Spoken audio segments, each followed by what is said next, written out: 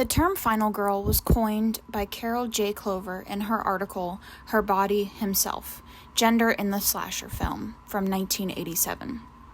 In the article, Clover suggested that in slasher films, the viewer began by sharing the perspective of the killer, but experienced a shift in identification to the final girl partway through the film.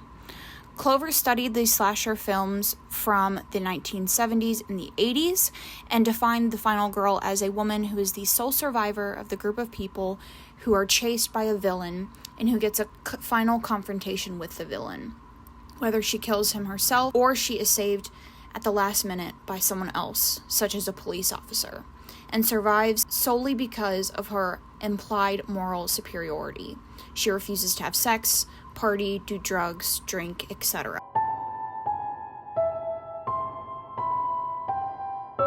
The most common narrative style in horror, especially slashers, is the slow one-by-one killing of the main cast until the eventual showdown between the killer and the remaining survivor, generally a woman.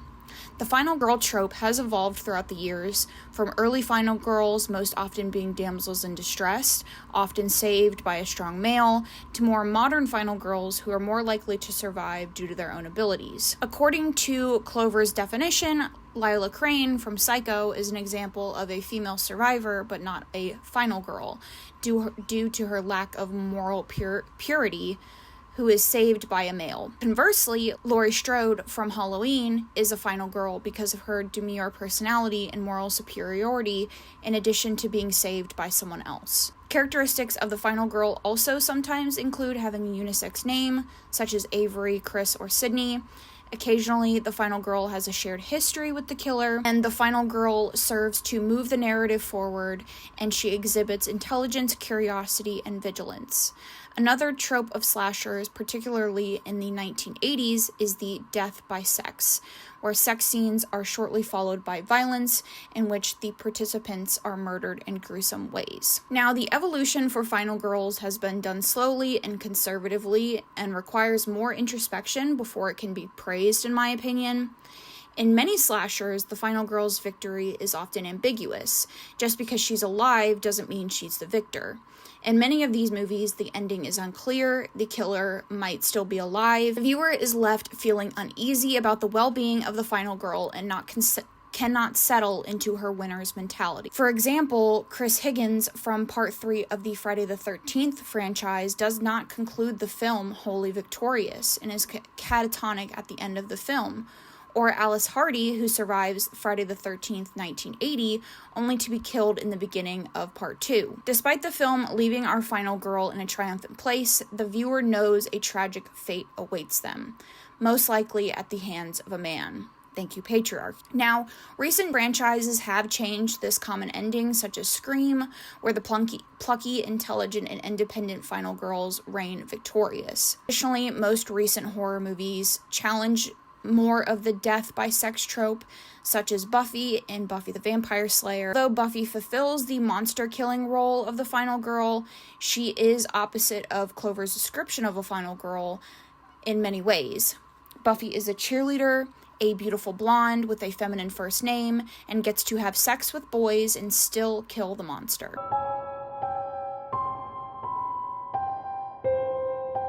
One of the basic premises of Clover's theory is that audience identification is unstable and fluid across gender lines, particularly in the case of slasher films.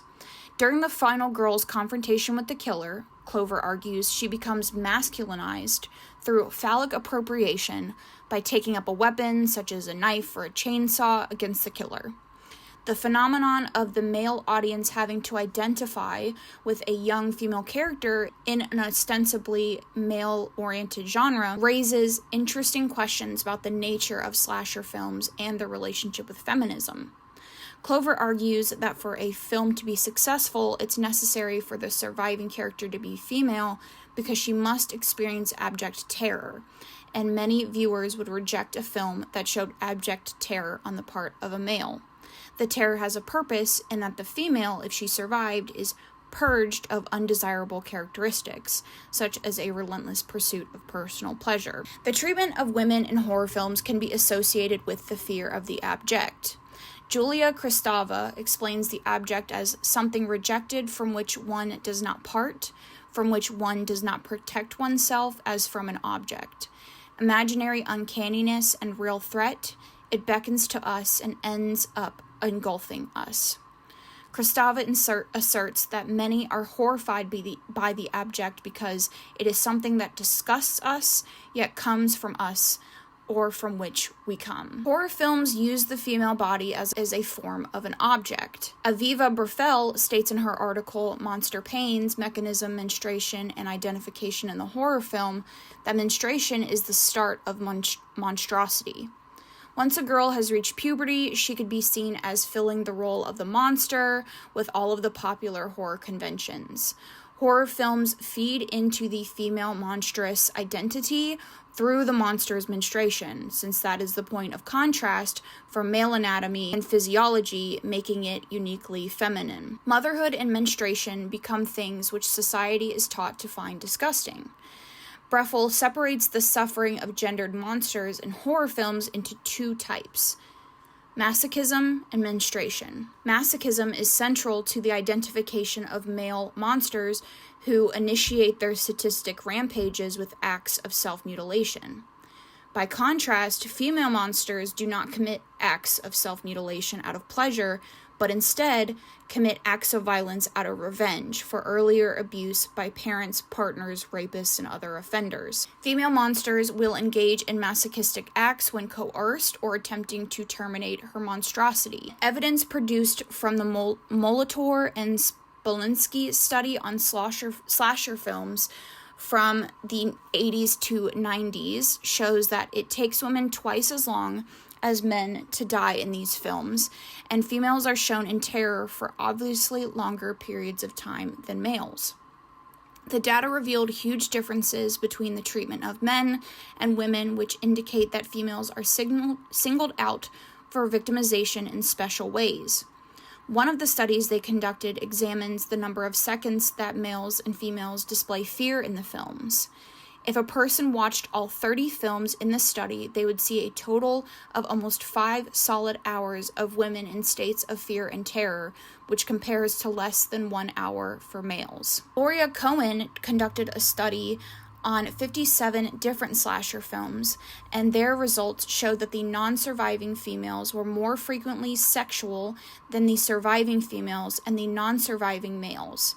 Surviving as a female slasher victim was strongly associated with the absence of sexual behavior. In slasher films, the message appears to be that sexual women get killed and only the pure women survive.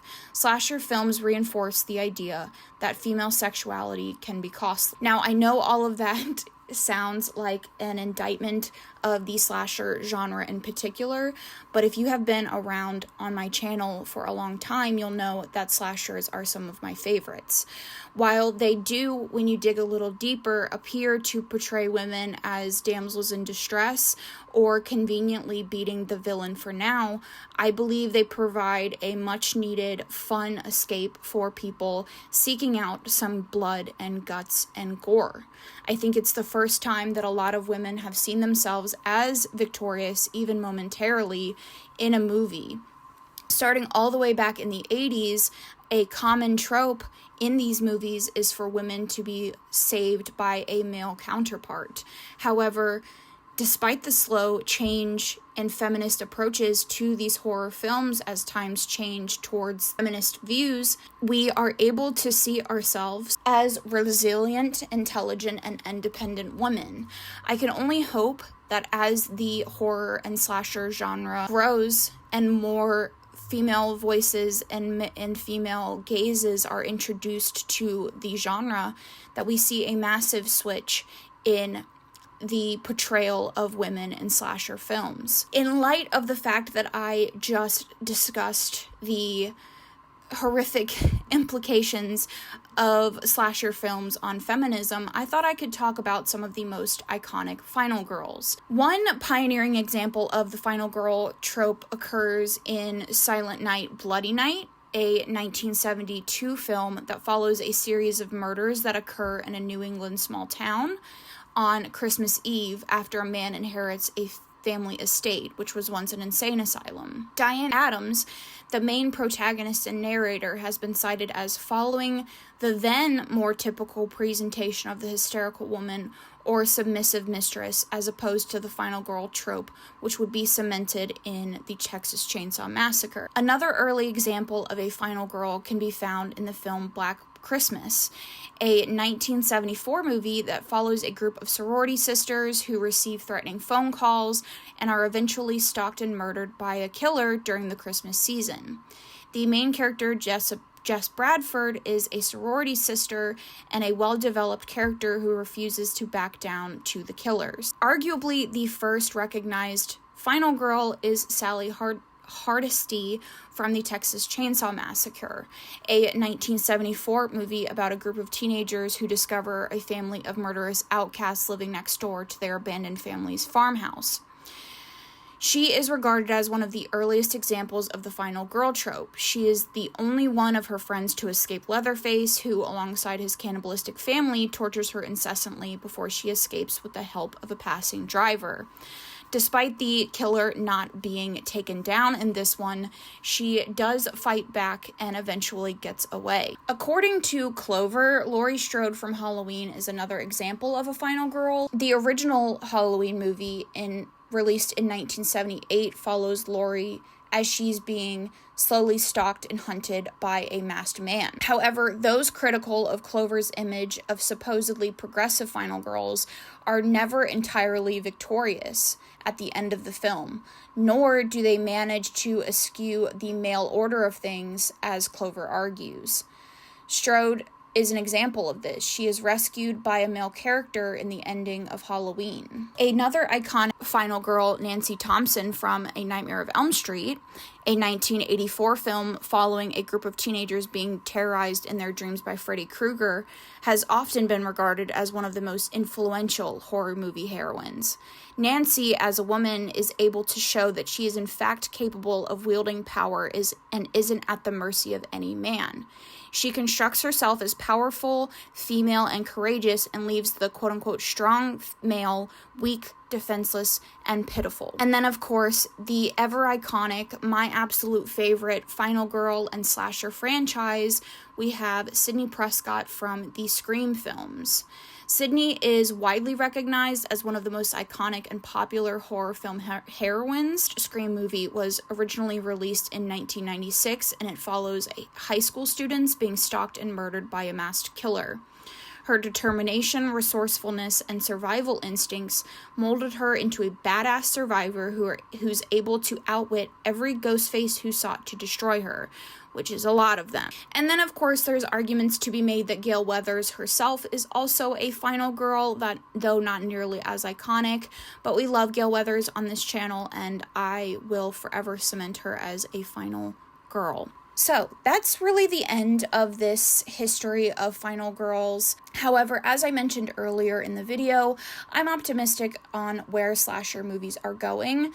Something that comes to mind is the newest installments in the Scream franchise. Now, I'm a little biased. I do love Scream more than most people, and also more than most movies I watch, so I'm biased towards the progression of Scream, but I look towards Scream as the future of slasher films. I am just one girl with thoughts on the internet. I would love to talk down below with you in the comments your thoughts on anything I talked about, women and their place in the horror genre.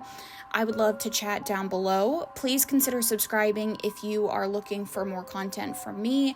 I do a little bit of everything, and if you're interested in more video essays like this, I would love to know that too. All of my socials are linked down below. Feel free to follow me down there if you're interested. Thank you so much for watching, and I will catch you guys in my next one.